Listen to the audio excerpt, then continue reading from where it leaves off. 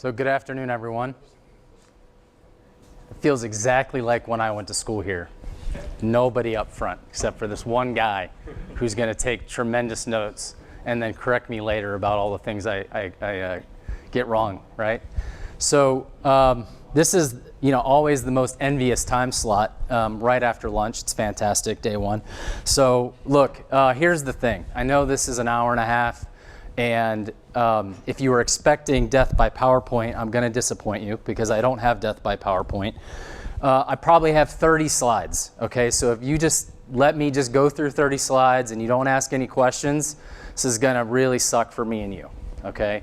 So we have to, hopefully, this will be a chance to create some conversation, to talk about it. There's no right answer, I don't think, to this stuff. If you have it, by the way, see me afterwards. My boss would love to know it. But look, I was asked to come here and talk to you about organizing for a successful digital organization. I don't know if it's exactly what Young Jin expects, but hey, he asked me to come, so he gets what he gets. By the way, this is also an announcement for those of you, so I'll tell you later, but I'm a double case alumni, so you probably should feel bad for me. But this also is what happens when you don't donate enough money to the school. All right, so just any of you should be aware of that. So my name is Sean Horner. I'll tell you a little bit about what I do at Parker in a little bit, but I'm currently the Vice President of Corporate Strategy and Digital for Parker Hannifin here in Cleveland. So first, a little bit about Parker, just to level set you on who we are, because who we are dictates how we've chosen to organize around digital, right? So Parker is a 103-year-old company. Parker was started here in Cleveland by a Case grad, Arthur Parker, all around the notion of creating actually pneumatic braking systems and flow control products. One of his first was the fuel control system on the Spirit of St. Louis. All right, so the company almost went under when after World War II and production shut down, was restarted, and so we have a great story of a woman-led success. So Art passed away shoveling his snow in Cleveland. Anybody who's lived here for any period of time will appreciate that is hard. And unfortunately, he passed away somewhat early. And Helen, his wife, had a very difficult decision to make. Should she take the insurance money, and she had young children at the time, and go off with her life, or should she reinvest in the company? She reinvested the company, hired private management, and now the company today, 103 years later, is over $14 billion in sales. We have 57,000 team members around the world. We're in basically every country you can think of. We say 400,000 customers. I'll tell you a little bit about it. Yes, we have lots of customers, but we have a set of core customers that really count for us. Really, we call ourselves the global leader in motion and control. That's our definition of the world, but think about, we help make things move. So I'll show you our purpose statement a little bit.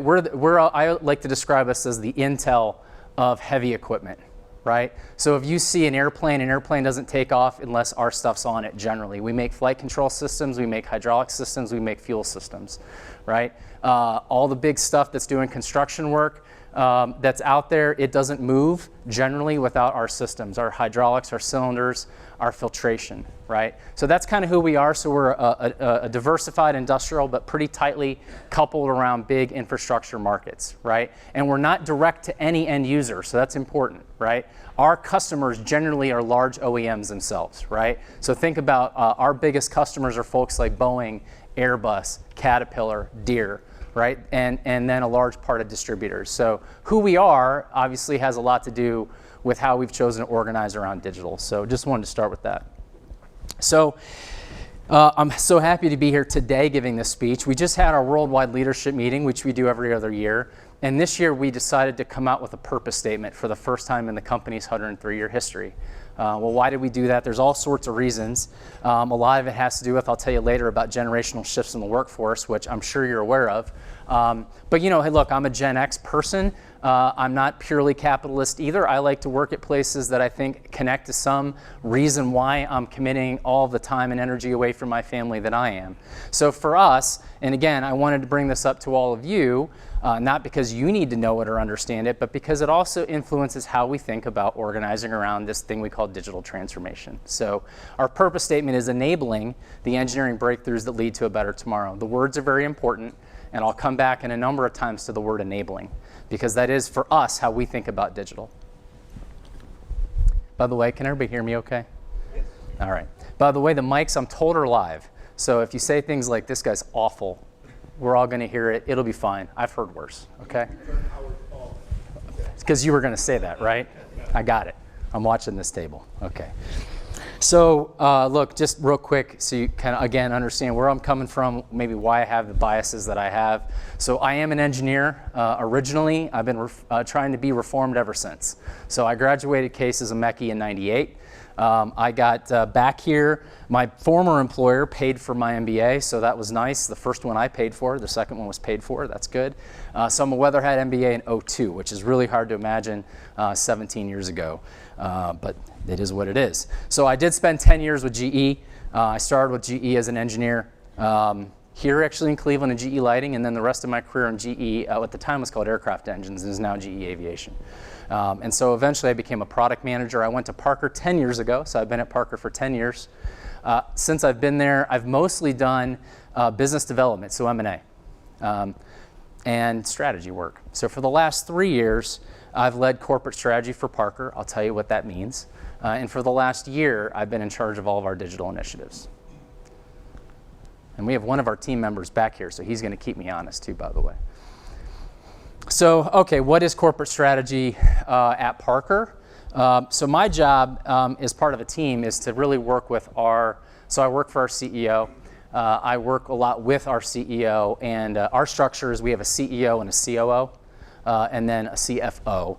We often call them the Office of the Chief Executive because they try very, very hard and are usually successful at making decisions in a consolidated way, right? So I work with them predominantly on our portfolio and the decisions we make around capital allocation. So, I mentioned we're about $14 billion. We are also fairly decentralized. Now, I want to talk a little bit about that later because that can mean a lot to a lot of people. But we have about 80 operating divisions that are full P&Ls with general managers that have a fair amount of autonomy about what they do. What makes us different, though, than some other companies, great companies that are true, sort of diversified industrials with that kind of model, is that all of our divisions actually are pretty highly interrelated, right? So they're fairly independent, but 60% of the revenue of the company comes from customers that buy from 4 or more of our operating groups. So I should have said those 80 divisions roll up to 6 worldwide operating groups, and then those operating groups obviously report to the COO. So it's really tightly linked. So we don't have, one division making paint and another division making light bulbs, right? It's one division makes hydraulic cylinders, another division makes hydraulic pumps, right? So we are very technology centric. So of the 6 groups, 5 of them are organized around technologies. Okay, one of them is organized around markets, and that's our aerospace group, which tends to be more. So we make more components than systems in aerospace, right? So the other part of my job, it's a fun job, right? Is that I also get to think about and work with our leadership team on what are the disruptors that would be outside of the normal planning cycle for our business, right? Like most public companies, our planning cycle's a year. Most would say it's really a quarter in some sense, right? But, I have to think what's out there 5-10 years, right? And I've got a team that helps us think about that. But really, there's 2 things in our business that can drive meaningful disruptive change. Number one is the electrification of the world, right? As I just mentioned, most of our stuff sits around transportation industries and around things that move. So as things move more electric, that impacts us, right? Sometimes positive, sometimes potentially negative, right? So we have to be thoughtful about that. And today we're here to talk about digital, right? So how does this general trend, which you'll hear me say has been going on for a long time, towards more digital solutions impact our business? So that's really my role. So let's just dive into it. So, this is great. It's always great when a strategy guy gets up and says, I don't have a strategy. But look, this is a very purposeful thing on our part, and is the first thing that I would give to you to think about as a takeaway in terms of how do you drive digital transformation. So, we had a new CIO join our company right about a year ago, and it's about the same time I took my job, and so it really benefited a lot he came from Dover, which is another industrial company, and before that he's worked in a couple different places, including Accenture, and I really credit him for helping me to crystallize this thought and then for us to kind of promulgate it through the business is, for a while, we really, if you went back 3 years, we would be sitting here talking about what our digital strategy was and how we were trying to drive that from the center and what are those things that we felt we needed to be differently digitally. We've really flipped that script and said, you know what, we don't have a digital strategy. All of our business strategies have to be effective in a digital world. There's no such thing as a digital, non-digital world, right? Especially not today. So anytime we sit with a business unit, an operating group, when we're looking at our portfolio, we're asking, is that set up for success in the world of tomorrow? And the world of today is digital, right? So one takeaway I would give you. But look, this isn't new, right? I have, as a proxy, right? The internet, talk about organizational structures, right? We do have a corporate COE built around the Internet of Things, right? That team works for me.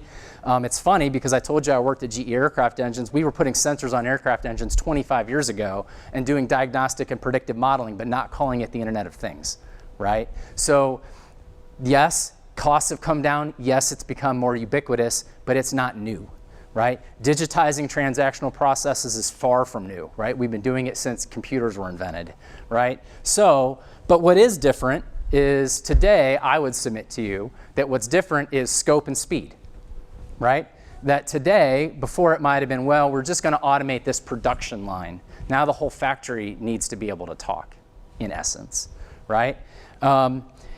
Also, things are so much faster today, right? So, things we used to be able to plan out, and we're not going to get into a waterfall versus agile discussion today unless you want to. But things we say, we'll work on that process, and we'll work on a multi-generational product development roadmap. Forget it, right? It's what's the problems today? How do we work on it? What is that minimum viable that we can work on and go, right? And you'll hear me say later, the other thing is that digital comes first. So, particularly as this generational shift happens. So the best example I'll give here, and I'll reinforce later, is in our digital customer experience journey, right? Has anybody bought anything online lately or registered for anything? Probably everybody. Let's just pick Amazon. So if you bought from Amazon, if you had to call them, are you happy or are you not happy? I'm pretty angry, okay? I don't expect ever to call you. Right? Now, I'll tell you that, legacy businesses like ours are still working really hard on making it easy for you when you call the division. By the time they called the division, they're already angry, right? So if we're not thinking about how do we put things ahead of that, then we're missing the boat, okay? So that's what's different, right? In my humble opinion. So look, we do have to have a framework, right? So, when I say we don't have a strategy, but we have to have a way to break this problem down, right? By the way, I think if probably 10 of my peers got up here and spoke, we'd all say the same thing. Maybe we'd change a few words. If you had the consulting companies up here, they would say the same thing. So this isn't unique. But it's for an industrial company, I think, a good way in particular to break down the problem. And so we go right, from the one side, which is, look, how do we create the right experience for our customers? And we say channel. We have a big distributor channel. It's a big part of actually what helps us win. So our distributor channel is a very important part of our ecosystem. And so we have to get that right. And you'll hear me come back to it and say that is the number one priority on this page for us is getting that right, okay? Now we make products, as I said. Today we make mostly dark products. Some people would call them dumb, but let's say they don't even have a voice today at all. So they're dark, right? We make fittings and hose and pumps and valves and filters. Almost none of them today, okay, very few of them actually can talk to anything, right? So we have to work on that, right? Our factories, I like to joke, I'll be happy when we're Industry 3.0, right, to get to Industry 4.0, right? We do a great job. And again, I don't think we're unique here. I mean, I spent a lot of time with peer companies, a lot of time benchmarking. Whether we're anywhere in the world, you'll find very few, unless some of you in the room, I'd love to talk to you afterwards, have true lights out Industry 4.0 capability, right? We'll talk about my version of Industry 5.0 a little bit, but this is also a bit of a hype curve, right? We all run equipment. Some cases we run equipment in our factories that doesn't even have a PLC on it, right? It's that old, but it still makes great parts all the time, right? So how do we make that transition is important. And then digital office, which is the back office stuff, right? Now, for some companies, this is low-hanging fruit, but I'll come back to why our org model matters, right? And it matters through all of this. But our org model matters here because we have very few shared services, truly shared services with common process. So if you don't have common process, you don't have anything to digitize, right? So we've got to do the work at deciding actually what should make the move from distributed and highly custom, things even like accounts payable and accounts receivable, right? Each division, again, remember, our divisions are full P&Ls, right? They've had the autonomy to sort of tweak. Yes, they have the same ERP system, but they've tweaked things over time, right? And so we can't really get scale benefit of this kind of stuff until we get there, right? Now, that doesn't mean we're not doing anything, and I'll share with you what we're doing. But for us, the priorities are definitely number one, and then I'll talk about how we're moving through the others. So before I go, question. I'm so glad that you're asking a question. So I understand your example, Alex Fessel, John Deere. Yeah. I understand your example related to Amazon and this digital experience, but you're mostly a B2B business. Correct. So how does that change things from this idea of how happy or not you are? Because, yeah, I agree, I may not call Amazon, but if I am not very happy with my supplier, certainly we have people that will call you, right? Yes, and first, thank you for your business. Second, let me explain, I'll absolutely hit that. Why we think this isn't just a B2C challenge, it is a B2B challenge, and I'll tell you why we think that, and then you can tell me what if I'm wrong, which is perfect. It's good to have real voice of the customer in the room, right? By the way, any other Parker customers here, so I know not to offend you? I'm kidding. Okay. So here's how we think about it, and here's what we're doing, right? So the first thing that I wanted to start with was transformation, right? So digital transformation, right? I'm going to tell you, I rarely ever use this word inside of our company, right? And this is all cultural specific. I find that transformation elicits usually an immediate thought that says we need to blow up the business and change radically tomorrow, okay? Which is, by the way, not at all what we should do, at least not what we should do, okay? Pull the definition though, and I do believe in the definition, right? A transformation needs to be complete, right? So it can't just be nibbling on the edges. It has to be, changing everything we do. And it's obviously got to have some order to improve it. But what you don't see in this definition, look, I picked the Cambridge Dictionary, you could pick anything. No one says how fast you have to get there, right? How fast you have to get there, in my opinion, is completely dictated on your own business-specific issues or opportunities, right? If you are under immediate threat from a digital disruptor today, then go very, very fast, right? I would say we aren't today. We have lots of opportunity to get better, so that's not something that lets us sleep at night easily. But we've made mistakes in the past by thinking that we had to go really quickly, be very disruptive, go high into the right, I'd like to say, and it just didn't stick, right? So what you'll hear me talk about for the rest of the time might be quite boring, to be honest, because it's pretty pragmatic, right? We believe that the best way to do it is to just start to operationalize these things and start to tackle them the way that we tackle, every other opportunity in our business. So I'll talk a little bit about that, but that's also something important is how do we think about transformation? So look, I mentioned we're turning 103. We're not as old as John Deere, fantastic, but we've got a great legacy, as I said. Change management here. So the other thing that I think it's probably obvious to everybody in the room, but I would be remiss if I don't say it. Change management is absolutely critical, right? And it can't be implemented via edict, right? At least not in our company. Again, I guess that's back to this organizational philosophy. Frankly, I think it doesn't work in any company. I came from a fairly centralized model where we tried a lot of edicts. They didn't really work. I think, look, people want to, back to the purpose. People want to work on things that truly matter. They understand when it's really relevant and when it's not. So you got to pick your spots. And for us, for sure, it's not something that can happen overnight. So you won't see us talk about signing up for. I don't say that Parker Hannifin's going to be digitally transformed in 3 years. This is a long-term journey. Some things we have to move faster on than others, but it's a journey, right? It's not something we're just going to do, be done, and move forward. Does that make sense? Strategy is all about focus, right? And, I'm going to talk to you about where we're focused and why we think it makes sense. I've done a little bit of that already. What I like to tell our teams when we look at this is actually what I care more about is what's outside of the lens than what's inside of the lens. So tell me what you're not going to do, right? We have a tendency in our business, which is maybe not unique, to want to do everything, right? We have a hard time saying no, right? And so saying no is the hardest thing. It is the best test of strategy. And so, I challenge all of you to think about in your digital transformations, what aren't you going to do? I always tell our teams to resist chasing the shiny ball, right? Are you chasing shiny balls, or are you focused on or object, or are you focusing on the real business problems that need to be solved today, right?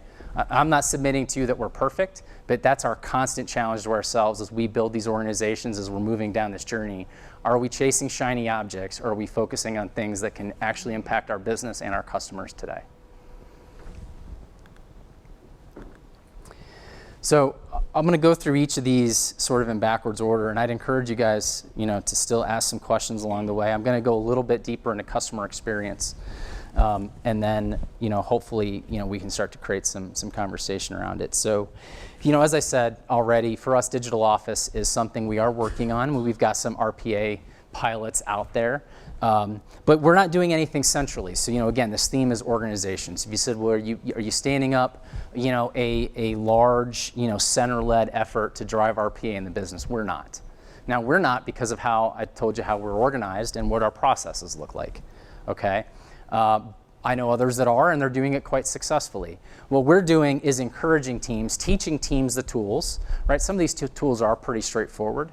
We're teaching teams the tools, asking them to go out when they're doing their Kaizen work, which is big for us, right? Kind of lean model, Kaizen. Where can you automate that process? Where can you put RPA in sort of as the control step behind putting a great process in place, right? We have a couple places around the world we're doing that. Not surprisingly, our finance area tends to be, where we probably have the most repeatable, standardized processes, right? So, but you will not find a corporate team driving RPA at Parker today. Digital operations. So for this one, God bless you. For this one, we think about digital operations. Very important to us, as I said. But you hear me say is the order matters. Okay. So we are real big believers in lean. Right? We've been developing our lean system for at least a decade, right? We believe it works, okay? It can be improved by putting the layers on top of it, right? So the first thing that we tell our teams unequivocally is I don't want to see an automation project or a digital operations project on top of a value stream. So that's our word for sell, basically. A sell or a value stream you haven't done a Kaizen event on. If you've not leaned it, we're not going to invest in it. So that has to come first, right? We have to be convinced that we've designed the right process. That's not us parachuting in, that's high performance teams. We're a big believer in high performance teams, ownership at the cell level. The cells decided this is the way that they need to work the most efficiently. That has to come first, full stop. Then smart automation, right? Not automation for automation's sake, but smart automation. We are a high mix, low volume manufacturer in general, right? In general, discrete. We have pieces of our business that are processed. We make a lot of hose, right? That's more continuous. But for the most part, we are a discrete manufacturer with high mix, okay? So you don't see us investing a ton in big end-to-end automation lines, right? But smart automation, certainly today, with where the technology and the cost has come, you'd find lots of automated material handling. You'd find lots of cobots, industrial robots, those types of things that we're starting to now really ramp up putting into our factories. And then on top of that, if we do all of that stuff well, then we'll invest in the digital layer, right? Which then enables us really to make better decisions faster. For us, that's what digital operations is about, better decisions faster, right? So it's an absolute priority, but the order matters. Now again, how are we organized, okay? Today we have 2 Center of Excellence teams helping us on this journey, right? So we've said, look, first of all, Lean has been, Lean for us started as a center-led initiative, is now well into the business, right? So every division, every group has, Lean experts deployed. Everyone that runs a value stream pretty much at this point knows Lean, right? So we don't have a big center Lean office today. We have invested in a technology group that actually sits here in Macedonia, Ohio. That is sort of our center expert around robotics, right? So we said, look, for advanced robotics, we're going to have a small team. This is not a giant team, okay? But that is going to stay ahead of all the latest trends, is going to really invest in proof of concepts, and make sure that we're able to then pick the right partnerships, with the companies that do it, and be able to then basically create the right success models and replicate it. Okay, everything else, and then we also have, as I mentioned, a center-led IoT team, which is kind of a center of excellence around this. How do you connect the data? Now they both work outside the factory and inside. Inside the factory, I've got guys on the team and gals who, really become experts in 2 things. One is how to get data connected and edge process stuff, and then 2, and probably more importantly, how do you do AI and machine learning on it. By the way, we didn't hire a bunch of data scientists because they're really hard to hire and they're super expensive. If any of you have had great success with it, I applaud you. But we've found that we really haven't had to, actually. Most of the engineering students that come out of school today, particularly if they have systems degrees or EE degrees, learn it anyways, okay? So, we've had a lot of success. I'll tell you a story, right? Stories are more important than charts. So we had, I just mentioned we make a lot of hose, okay? And one of the processes we have when we make hose, to pick, pack, and ship it, you have to inspect for cosmetic defects, right? So a traditional vision inspection is awful at this, right? Because traditional vision inspection is looking at just a dimensional, right? Good, bad. So today, and it's almost embarrassing for me to say this, especially on camera, but it's a fact, is that we actually have operators at the end of the line who hold the hose, okay? So first of all, it's an awful safety practice, right? And safety, if you got my whole Parker speech, I would tell you safety is our number 1 thing. It's been the number 1 thing since our CEO got his job, and it is what we do every day, trying to keep our team members safe, right? So it's a bad process from a safety perspective. We should get rid of it, right? But it's been hard to get rid of over time, okay? And because we haven't necessarily had the technology, so this is great. So we had vendors in. We said, look, this is a bad safety process. Plus, it's just from a productivity perspective, not the best. So we had, I won't name names, we had some of the leading vision system companies come in and say, look, what can you do here to help us? We think probably image recognition is a solved problem. So how do you want to help us with this? And they said, sure, we can help. And they wanted to charge us about $1 million to do it, right? Which is not, in the grand scheme of life, insurmountable, assuming we could replicate it. But what's interesting is that one of my team members, who was a pretty recent grad of this fine university, said, that's interesting, but I'm pretty sure I can solve that. In a day with, I'm not kidding, a shoebox and an iPhone, okay, he replicated the algorithmic model of the very big vision systems company, okay? He used an available Google's ResNet, which I'm learning, an available image machine learning node, and taught it to look at hose. Okay, it's awesome.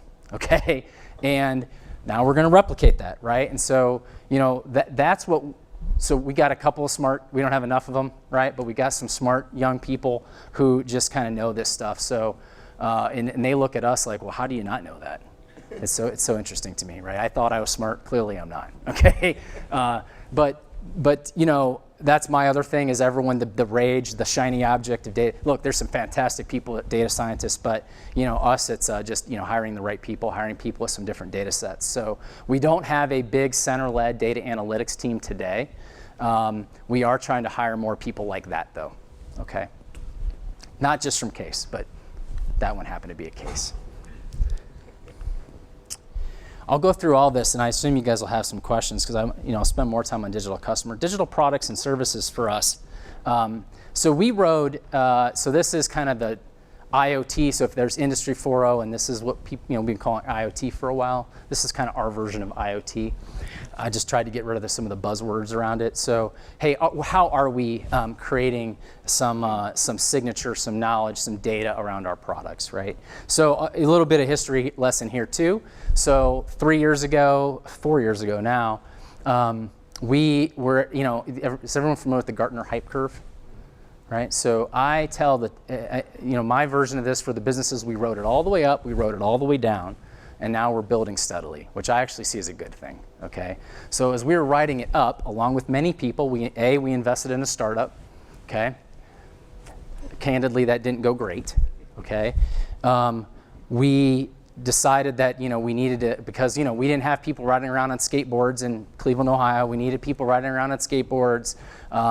We were worried if we didn't. We needed to have our own IoT platform because if we didn't, we were going to get crushed. So we did all that. We invested a fair amount of money in it. We encouraged team members. We actually called it a Shark Tank. So I think we put the right trademarks on it for the video. But we had all of our divisions come up with ideas. It's really a venture model, right? What should we seed ideas out there and let's see what sticks, right? So we did that. And I mean, the good news is 1 or 2 things came out. I think we probably reviewed 75 ideas. We funded 10. 1 has been very successful. 1 has been, we're waiting to see, okay? That's not bad actually in VC hit rates, okay? However, as we step back, and again, the benefit of a lot of other people going through this journey too, we said, here's the thing. Number 1, we were really, really focused on trying to sort of this whole new revenue model thing, right? That was our focus. It was, well, how do we create new revenue models, and how do we turn Parker into a subscription business, right? My humble opinion, that was not the right thing to do. And because our customers, some of them are in this room, don't really want us to be a subscription business, right? They want us to continue to produce pretty high quality components and systems, okay?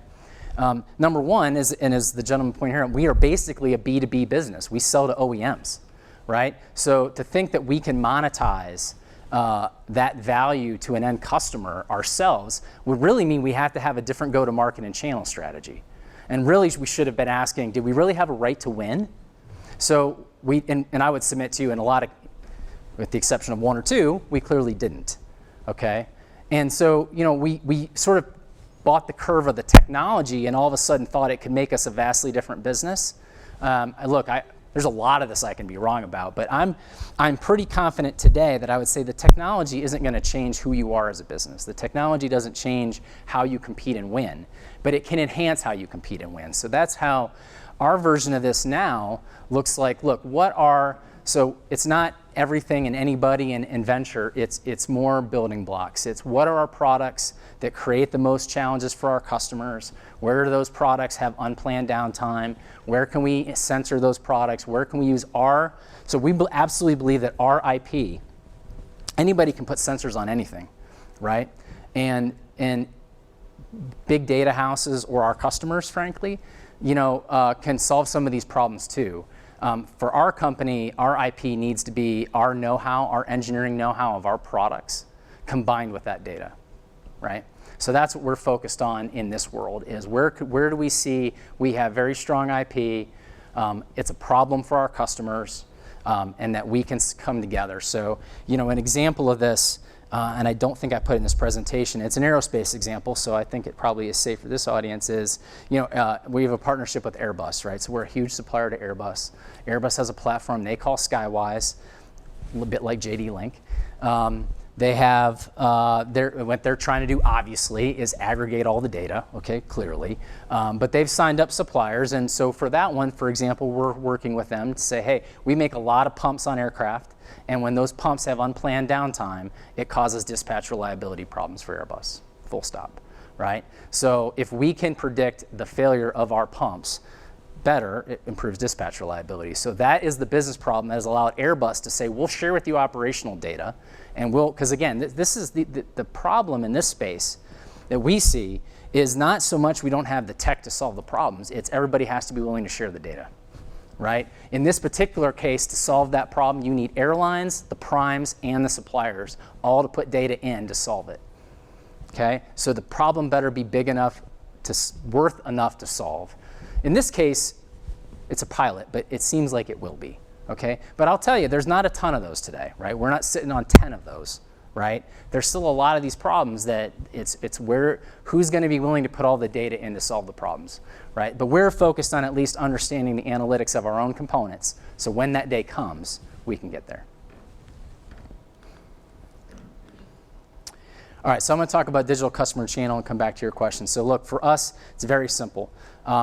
Our customers want to find information from us and they want to find it fast, and we don't do a good job at that today, all right? Our customers want more personalization and they want a single face to Parker.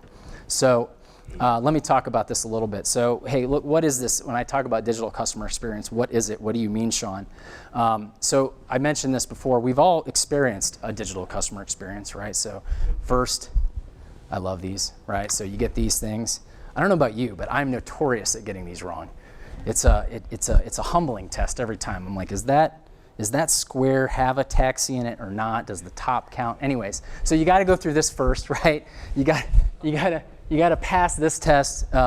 Then you get this, right? So standard terms and conditions. Does anybody? I mean, I think only our general counsel reads them, right? I am completely convinced that at some point in time, someone's going to show up at my house and tell me they own everything that I have. Right? I'm totally convinced of it. But I check it anyways, like all of you do. I'm over the age 18, sure. This one's always my favorite. I do not consent to receive marketing emails from now until the end of time. So I always got to kind of look at this one. Yes, no, I don't know. Just roll the dice and pick it, right? So here's the thing. You've probably taken a couple of minutes of your life at least to get through all this, and then you get one of these, right? Let me just tell you, my patience level, people talk about millennials' patience level. My patience level is way worse. Okay, so this is not good. This is not good. And this happens a lot, and it does happen for us. And so, and it matters even more today for companies like us because of this generational shift. So, okay, it's not new, by the way, I don't think, new news to any of you, that the workforce is getting younger. It's just math, okay? 10,000 baby boomers retire every single day. Hopefully you knew that. From now until 2030, okay? The baby boomer cohort is twice the size of Generation X, of mine, and millennials is the same size as baby boomer. This is just math. There's not enough of us in my generation to fill the jobs, right? Period, okay? So what are companies doing, including ours? Accelerating the careers of people age 35 and younger. It's just math, it has to happen, okay? There's been a lot of studies done. And so when colleagues of mine say to me, Sean, that example, not to pick on you, but it was a great lead-in over here from the John Deere team. They say, Sean, that's consumer. Yeah, I get it. Who cares? So people are upset. I say, it's interesting.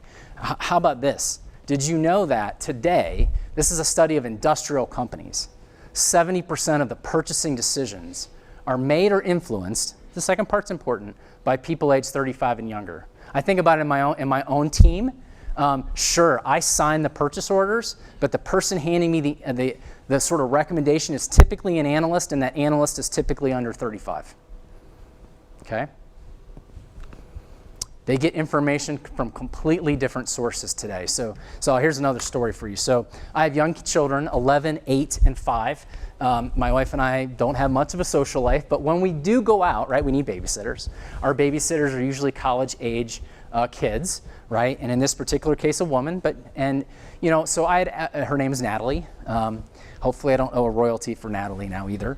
But, one time I said to Natalie, what do you know about Parker? Of course, she says, I don't know anything about Parker except you work for them, they pay you, and you pay me. Fine, right? It's probably about all you need to know about Parker, really. But, you know, humor me. You needed to find information about Parker. What would you do? So she pulls out her phone. Not a shock at all, right? Of course she pulled out her phone. What did surprise me was that she didn't open a browser. She didn't go to Google at all. She went to Twitter. I thought, really? Twitter? It's like, well, this is where I go for everything. Okay. Thank goodness we have a Twitter page. I mean, we have a presence on Twitter that could take her somewhere else. So I said, okay, well, that's interesting. I thought, well, okay, fine. Maybe you're just weird. Where else would you go? Because you have to go to Google, right? Her next step was Instagram. Okay.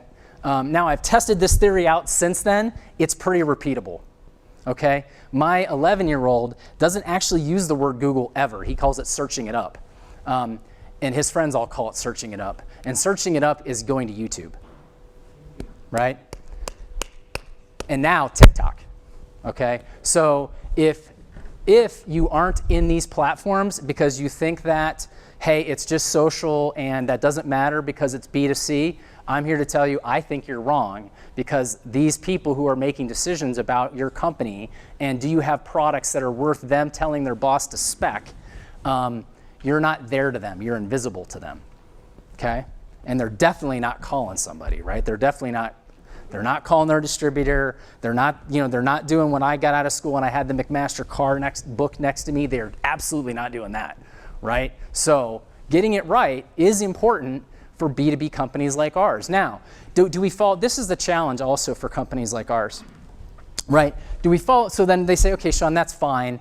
I'm going to get through this next slide and then I'll give you their piece. Well, okay, that's great. So fine, a bunch of millennials. By the way, I like millennials. It sounds like I'm picking on them. They're great, you know. They're going to take over the world anyway, so we might as well like them. Does poor experience equal lost business, right? That's the next question, right? That's the right practical thing. So fine, they don't love it, but does it actually equal lost business? So McKinsey did a study very recently. So that's not too shabby of a consulting company. And they went out to industrial companies targeting specifically millennial people in supply chain and purchasing with purchasing authority or, in their view, a direct influence, and said, does it matter? 70% of them put it in the top 3 reasons they would change suppliers. Okay? So it matters, okay? And it's going to keep mattering even more, right? And obviously, look, they've raised the bar because their whole world, now this is millennials, again, reference the fast forward, it'll be different, but their whole world is Google and Amazon, right? That's the experience they want. So we get lots of feedback. I'll tell you about it in a little bit, how we get it. But it is absolutely clear. They expect to find stuff in a very complicated organizational structure like Parker every bit as fast as they can find it on Google. And when they order something, they want to know where it is at all times, right? Amazon experience, right? This is really hard, okay? This is not easy for a company like ours, but it's what they expect. And so, it is going to be hard to get right, and so we're not. I don't say this because hey, Rome is falling here, but our challenge to our team and how we're organized around it is we have to take this seriously, and we have to invest in improving the experience. And so, for us, it's so how do we build an organization and a capability around it? So first of all, we have a lot of analytics available to us today. We get about 8 million visitors a year to Parker.com, okay? About half of those unique visitors self-identify as design engineers. So back to the earlier question, we aren't trying to solve a B2C problem. We're actually trying to solve the question of this person who either has our product or wants to buy our product, and they want to specify it, right? When you ask them what they want, we've got plenty of surveys. We actually do have a team. I have a team that does a lot of direct end user research. Right? Goes out and talks to our customers, talks to design engineers at OEMs, probably talked to a few on your team about what do you expect, what do you want. Some of this is just it's obvious, okay? But it's nice to have the data behind it when you want to invest. Look, they just want to find a product or get help with it, right? We do LTR is our version of Net Promoter Score, likelihood to recommend. Okay, so we do likelihood to recommend scores. We do it on our website. We've been doing it on our website. We actually do it, we started getting more granular. So if you come to Parker.com today and you try to search for a product, you're likely to get a survey to ask you, did you find it? Did you find it quickly? If you download a CAD file, we'll ask you, was it the one you were looking for? Was it easy to find, right? We get on average about 2,000 surveys a month, okay? Those surveys, usually a third of them contain comments. We use natural language processing to go through those comments and pull out trends, things we need to work on, right? We can then also assign, based upon where they were and what they were doing, to our operating groups and our divisions, so we make it very real. So it's not just someone at corporate who's doing some metrics and creating some reports. We actually flow it down. We're making our division GMs, our general managers, accountable for it. That's something that's new for them. And we're saying, look, we all got to be in this boat together. So that's the other organizational thing we're doing, is creating a shared cause, a shared set of metrics. And then because our distributors are really important to us, and they are kind of a captive group, most of them are 100% dedicated to Parker. So they're very willing to give us very transparent feedback. We do some advisory councils with them on a regular basis to get voice of customer. So, you know, really, if you ask, you know, I mean, I only have 2 slides left, so, you know, I hope you've been saving up some questions. I told you it's not death by PowerPoint. So, you know, for us, getting this online experience right is, in our opinion, paramount. And as I said before, part of the challenge for me is that this falls into the category of important but not urgent. So we talk about this, something else we talk a lot about Parker is, and we talk to our leaders about, make sure you create the time to work on the things that are important but not urgent, right? We can fill our days every single day with the things that are urgent that we have to do now. Okay, if it's urgent and you got to do it now, do it. But we also fill our days with a lot of stuff that isn't urgent that we feel like we have to do now, and we never take time to work on the other stuff. So people call that work on the business instead of in the business. Same principle, right? But this stuff doesn't hurt us tomorrow. We're not going to miss a quarter, lose an order because we get this wrong. Okay, our business has long cycles, right? We got to really tick these guys off for a while before they throw us off a platform, and then we're not on the next platform. So, but it'll happen over time for sure, right? So the challenge is continuing to keep that organization aligned, but we're focused on these things, and you know, we just keep chunking away at it. Quick question. Yeah. In this conversation that you're trying to optimize, it's almost like a conversation with who is really looking at your products. Do you use something like the purchase funnel? The what? I'm sorry? The purchase funnel. Purchase funnel? Yeah. When you go from like an awareness opportunity pipeline? Yeah. I think so. You know, yes, we do. But you know, as you can appreciate, most of our sales are pretty long lead time stuff, right? So it's design engineers engaged with, you know, a big OEM like yourselves or others on what's your next generation platform, and you know, all those stages of it, right? So it's not quite, we don't have the same kind of velocity in our funnel as we might. So for us, we have very, very little, I should say, relatively speaking to some other industries, our customer churn isn't that high. And so it's not difficult for us to say, kind of using some very basic math and 80-20 principle, I mean, here's the customers that really drive our growth and profitability, and therefore we do more go out and talk to them, right? You know, really classic VOC, sit down, really use focus groups, really drive it with those folks, than necessarily look at the broad funnel. Again, that's what kind of keeps us in it, because we also believe if we get it right for folks like you and others, we're generally going to get it right for a vast majority of our customers. My last slide is on this, you know, so you said, okay, all that sounds great. This was a conversation about organization. I took the concept broadly to say, well, how do you organize your thoughts, think about it, how are we investing, where are we investing? Here, you know, but I wanted to kind of talk about org structure itself for a minute, and then let you guys you know, throw off some questions if you have them. So as I mentioned, there's really, for us, everything we do, because of the nature of us, is always 3 circles interconnected, right? I know the Venn diagram gets overused, but it really is for us, right?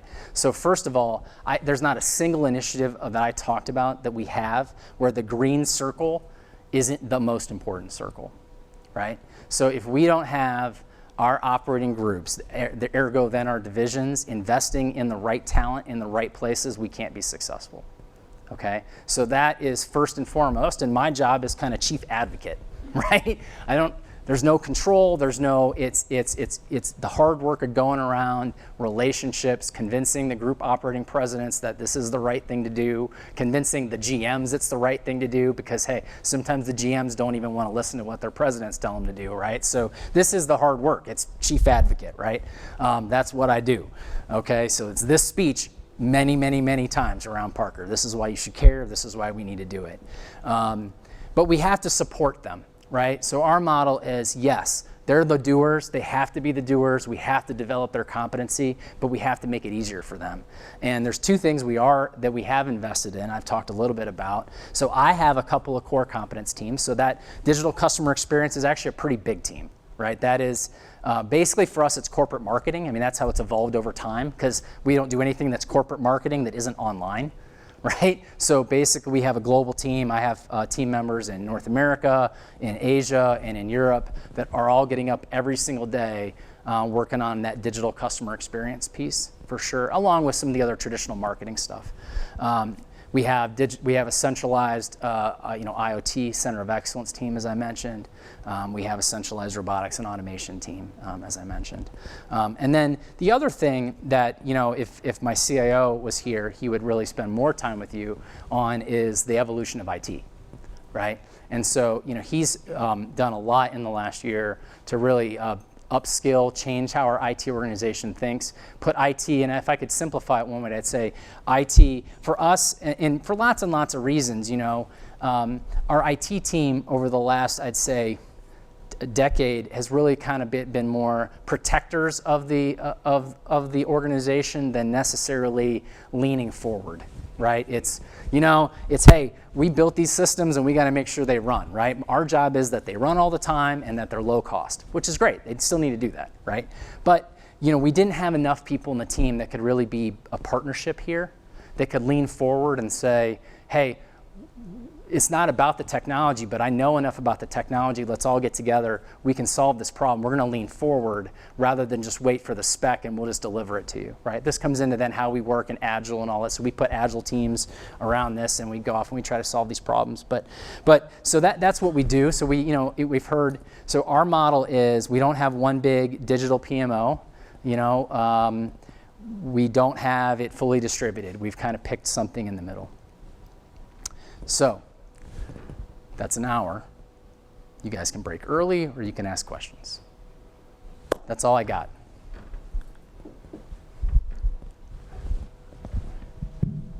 You gotta wait. Yes? Yeah, you mentioned at the beginning the need for the digital platform to go across the organization for all your systems to be able to talk together. Yeah. And you talked about each of these areas separately, but you didn't really touch on how do you bring all that together. So for example, how do your products talk to your back-end systems that talk to your customer channels? Can you elaborate on that? Sure. Well, we don't have it figured out. I'll start there. What I would say is, so I talked earlier about IoT platforms. So we went from a small proprietary platform to us, and almost half the world picks one or the other. We're Azure now, so we are a Microsoft Azure house. Everybody else picks Amazon. That's kind of what happened, right? And the other 400 IoT platforms, I don't know. I mean, but from that perspective, so there's two parts to your questions. Well, what do we do with data? Period. So obviously we've got data warehousing solutions that we keep on-prem. And that's mostly the traditional, I'll call it enterprise level data that you'd think you would have there, like orders, shipments, customer data, that sort of stuff. And then all of the product streaming and factory operations data all goes up into Azure and into data lakes and ecosystems and things I don't say at Parker because that doesn't go over well, but that's where it goes, right? But interoperability is a big deal. And look, we haven't figured it out. I was in a review this morning on the European standards for European Initiative for Developing Standards for IoT. Next week I'm flying to Germany to again listen to why. This is the old days of is it Ethernet? Is it something? Is it this? Is it that? So I don't know. I think we need it. because our stuff has a hard time talking to their stuff, has a hard time talking to somebody else's stuff, whether it's in our factory, or on our products. But I think we need people to solve that problem, and we won't be part of it. We'd be happy to be part of the solution, but we won't be solving it ourselves.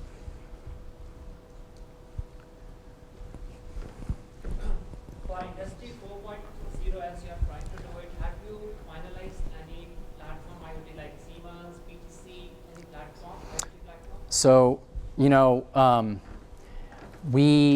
it kind of said we've sort of decided that we're probably going to go do it ourselves, right? So now again, it's important to understand our factories and how we're kind of set up, right? Is that we're not already running, a lot of, say, okay, we got Rockwell everywhere, and so we should use PTC Rockwell, or we got Siemens everywhere. We have a hodgepodge of stuff, okay, of controllers all over the world, of OT systems. Because of that discrete nature, we never really had a plant control. It's rare for us to have a plant control layer in anyways, like a SCADA system. So, for the most part, and again, we're actually not investing to go build that for everywhere. We're saying, look, what's the problem? Okay, well, we want to say, for example, we're doing things today like digitizing. So in Lean, a big thing you do is day by the hour. Okay, so our day-by-the-hour systems are manual today, of course, and look, there's a good philosophical debate which we could have offline about should you make them digital or not, okay? Our Japanese senseis say no, okay? We're saying maybe, okay? But today you write, team members write, what are they at, ahead or behind, write root cause. I'll come to your question, but I think it's an interesting example, is that, look, our challenge is probably 99% of the time then when we go to do problem solving, we're not doing it in real time because it's an archaeological dig every time, right? And so getting the data available to speed up problem solving, we think is material, but we actually don't need to have a big giant system over top. We actually, we worked with a consulting firm in this case. They helped us build the application. We're gonna own it. It cost us a couple of $100,000, and when we want to replicate it, we'll probably spend $25,000 a site. Keep in mind, we have about 400 factories around the world, so that, and really, I always tell people it's interesting. Yes, we're a giant manufacturer, but we have to solve the problems like we're a small to medium-sized business, because that's what most of our sites are, right? So the economics aren't, I have a million square foot facility like an automotive line chunking things out every single day. So because of that, we're at this point, and it can change overnight, right? These things are evolving really quickly, we're basically building it ourselves. Using help, bringing in people that can help us, but basically ourselves. Sean, I understand Parker has very different divisions like Parker Chromerics and Aerospace and Hydraulics. Could you speak a little bit to the challenges and maybe some of the solutions that Digital Futures, how is it different in those three very different kind of companies that I would think would need very different kind of solutions? Yes and no. They are different, but they're not as different as you might think they are, right? Sometimes we go out of our way to, and particularly Chromerics is a great example. I love them if you know the team in Boston. The customer challenges are exactly the same. So start there, right? The part I spent the most time talking about, I don't see any difference between our divisions, practically zero, okay? The operations challenges they can be different, but some of them are basic. Because again, remember, we're trying to do things like how do we make our lean system more effective? So the example I just gave is if we think, improve, that digitizing electronic day by the hour makes sense, we do it every single plant everywhere in the world, regardless of its division, right?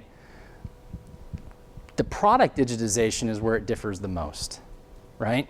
And what I would say is we're making, we think, smart decisions about where we put our investment, right? It makes a heck of a lot more sense to make a smarts even to light up a pump than it does to put sensors in electroactive polymers that Chromerics makes. We're not sure why we would do that today. So I think that's the difference. But when you look at it from a standpoint of what are you trying to accomplish, I actually don't find there to be that much difference across the divisions. And oh, by the way, a lot of those serve very similar customers. So Sean, fascinating talk. Thank you. And coming from Timken, a lot of what you said really resonates because we're a maker of dark widgets too, for the most part. Yeah. Good ones, I might add. Yeah. So a bit smaller than Parker, but a lot of the same challenges. I love the Industry 3.0 reference, by the way. But the question I had was your digital customer engagement team. Mm-hmm. So one of the things we're wrestling with is you can have a fancy website, parker.com, timken.com, but increasingly we find end users don't necessarily come to our website. They're going through some third-party software, whether it be a CAD package like Sure. Inventor or NX, Yep. or they're using some custom machine design software like Kissoff or Romax, whatever. Yeah. So I would imagine the same thing is true for Parker. So how are you dealing with that from a customer engagement standpoint? It's a great comment. So one of the things I think we're maybe a little bit behind on is that point, right? So if you think about the evolution of PLM software, and it's kind of that same. It's the if you're not in Twitter, you don't exist. For a lot of engineers, if you're not in CATIA, you don't exist, right? So as the PLM world does evolve and become more integrated, folks like us have to be there. So it's something I'd say that's on our radar. We're starting to have those discussions with the software houses that we have to make sure that we're sort of there. But it's something that I don't have the right answer for today. It's a bit evolving. But I think I do see that's kind of where the puck's going, right, as well. Are you in this approved software package? If you aren't, then you won't be there.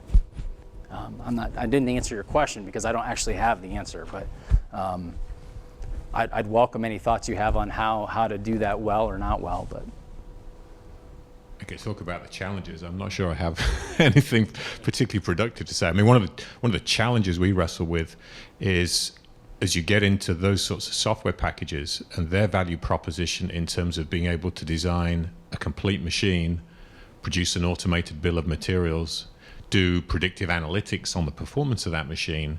So they're looking to us and say, hey, you need to help us do a better job of predicting the performance of your product in this machine we just designed. Well, that really starts to get into very close to our intellectual property in terms of our, the value proposition we have, which is being able to design application-specific products and predict their performance pretty accurately. So, this is, as you said, I think we don't have the answer to this yet in terms of it's evolving, but I mean clearly it's the direction. And then ultimately with that bill of materials, that buy now button that some e-commerce package just goes off and buys all of these widgets that you just specified and they show up yesterday, according to Amazon.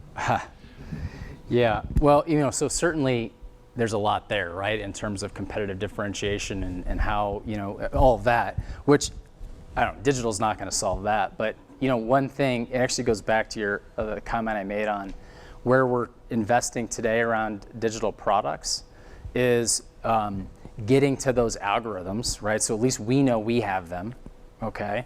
We're not there, by the way, but I mean, that's what we're investing in now, is trying to build the algorithms for those types of components.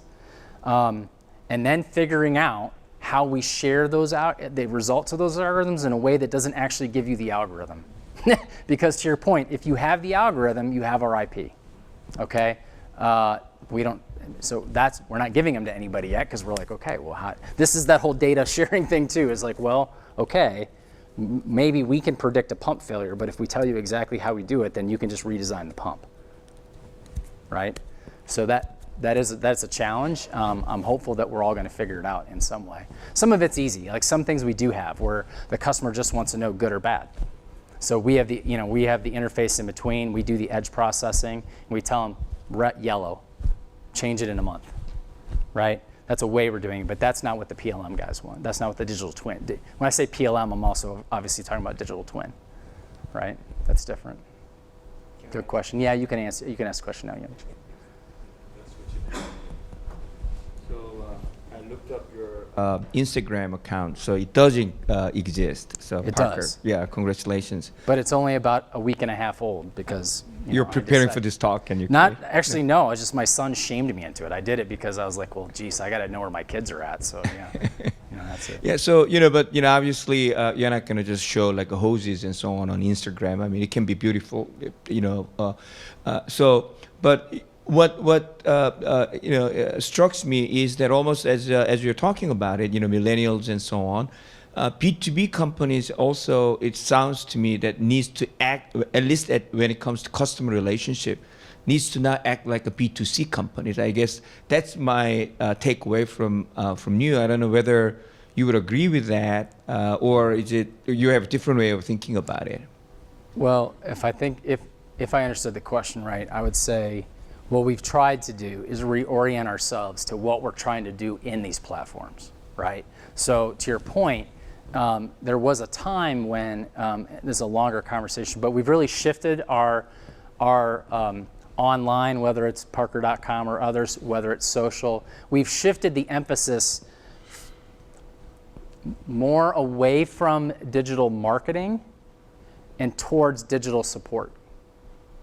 Okay, so again, if you think about today, what we're trying to do in places like Instagram or Twitter is not count how many promotional items we put up for hose, because at the end of the day, that's not how people buy our products, right? Right. So that's not. But what we then weren't doing was saying, but how do we put up the thing that says, hey, are you having a problem with hose reliability? And if you are, we're going to link you to the white paper that tells you how we think you should solve it, without really trying to sell it to you. Or hey, you've got a Parker product and you're on this platform. Now we're going to link you to our back office systems or whatever we're going to do. So that's really the paradigm, overused term, but that's really the shift that we've driven, is away from we're online just to market and sell Parker products, and we need to be here to help people support the installed base that we have in the world, predominantly. It's good. Well, I don't see any other hands raising. I see the typical, it is long enough. So thank you for your time. Thank you for inviting me, Young Jin. Always good to get out of the office a little bit and come back to my alma mater, which, by the way, looks very different than the last time I was here. But it's great. It's great. Thank you all. Thank you.